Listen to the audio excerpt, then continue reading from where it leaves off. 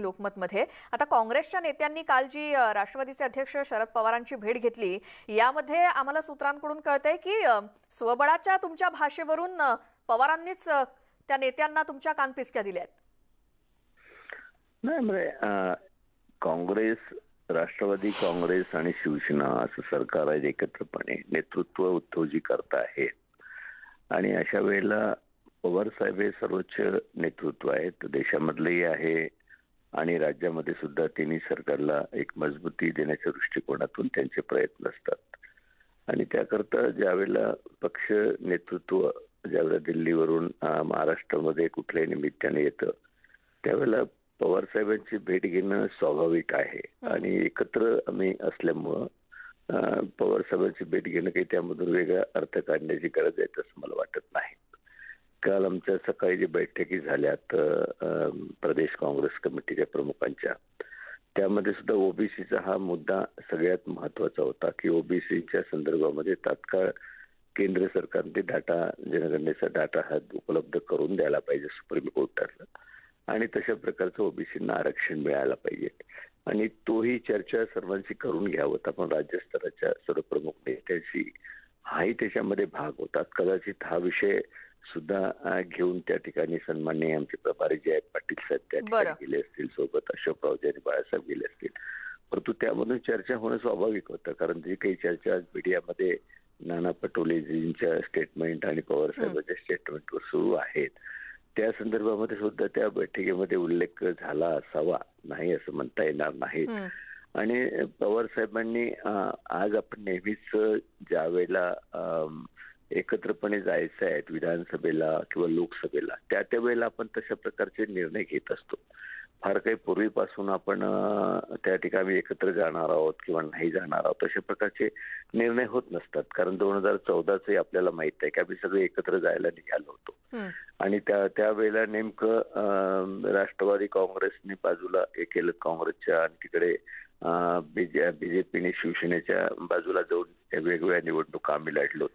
त्यामुळे सगळ्या ठिकाणी आपलं पक्ष मजबूत असणं, कारण शेवटी कुठल्याही पक्षाशी आम्ही आघाडी जरी करायला गेलो, ते एकत्र करायला गेलो, तर आमचं जर अस्तित्व त्या ठिकाणी असेल तरच ते आमच्याशी आघाडी करणार. बरोबर. त्या बाबतीत असं आहे, आम्हाला जर फायदा त्यांच्याकडनं असेल तर आम्ही आघाडी करण्याचा विषय. माणिकरावजी, कालच्याच जर बैठकीचा विचार केला तर प्रदेशाध्यक्ष आहेत नाना पटोले म्हटल्यावर या बैठकीला ते उपस्थित असणं अपेक्षित होतं, मात्र ते गैरहजर होते. त्यामुळे या बैठकीमध्ये नाना पटोलेंना डावललं गेलं का असं वाटतं का तुम्हाला? नाही, मीडियाच्या माध्यमातून अलीकडच्या याच्या काळामध्ये जे वादाचे मुद्दे समोर आलेली होती त्याच्यामुळं एक पवार साहेबांचे एकदम नानांनी त्या ठिकाणी जाऊन काही वेगळी चर्चा करावीत अशातला काही प्रसंग नव्हता किंवा ती परिस्थितीही नव्हती. आणि त्याच्यामुळं पक्ष नेतृत्व म्हणून दिल्लीवरनं जे पाटील साहेब, एस के पाटील साहेब आलेले आहेत, ते प्रभारी आहेत महाराष्ट्राचे काँग्रेसचे प्रमुख आहेत, त्यांना दिल्लीचा एक तो मेसेज असतो किंवा आम्ही एकत्र आहोत. जरी राष्ट्रवादी काँग्रेस वेगवेगळे पक्ष असले तर आम्ही एकत्र आहोत, एकत्र भविष्यामध्ये आम्ही पुढे जाणार आहोत, एकत्र शासनामध्ये आम्ही आहोत. म्हणजे एकत्रितरित्या अशा प्रकारचा एक संदेश देण्याचाही तो प्रयत्न असतो आणि तो पाटील साहेबांनी आणि प्रमुख नेत्यांनी केलेला आहे. त्यामध्ये नाना का गेले नाहीत वगैरे त्यातून मला वाटत नाही की अशा प्रकारचा हे काढण्यात काय अर्थ आहे. परंतु शेवटी पवार साहेबांनी हेही म्हटलंय की प्रत्येकांना आपला पक्ष वाढवण्याच्या संदर्भामध्ये तो अधिकार आहे, त्यांनी प्रत्येकाने वाढवला पाहिजे. परंतु जी काही त्यामधून प्रतिक्रिया त्यावरती एक दुसऱ्या संदर्भात येतात ते थांबणं गरजेचं आहे. त्याच्यामधून मानहानी कोणाची होता का म्हणे, आणि पवार साहेब एक सर्वोच्च नेतृत्व आहे हे मान्य करावं लागेल, सगळं देश मान्य करतायत आणि त्यांनीच एक तिन्ही पक्षांना एकत्र करून प्रशासन त्या ठिकाणी निर्मिती जरी म्हटलं, प्रमुख निर्मितीचे कोण हे आहेत तर पवार साहेब आहेत. त्याच्यामुळं त्यांना दुखवून किंवा त्यांच्या विरोधात कुठे काही आपल्याला जाऊन फार काही साध्य पक्षाला होणार नाहीये. पक्ष म्हणून त्यांचं पवार साहेबांचं वय, त्यांचं श्रेष्ठत्व, त्यांचं एक वेगळं ते सगळ्यांनी राखलंच पाहिजे, त्याबद्दल कोणाच दुमत नाही. पण पक्ष वाढीच्या संदर्भात त्यांचं एक मत आहे की प्रत्येक पक्षाने आपापली भूमिका घेतली पाहिजे.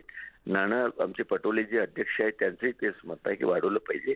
परंतु जे शब्दामधून ते कुठे दुखावलं जात असेल तर ते मात्र आपण टाळले पाहिजे. पवार साहेबांच्या संदर्भामध्ये तर टाळणं गरजेचंच आहे असं मला वाटतं.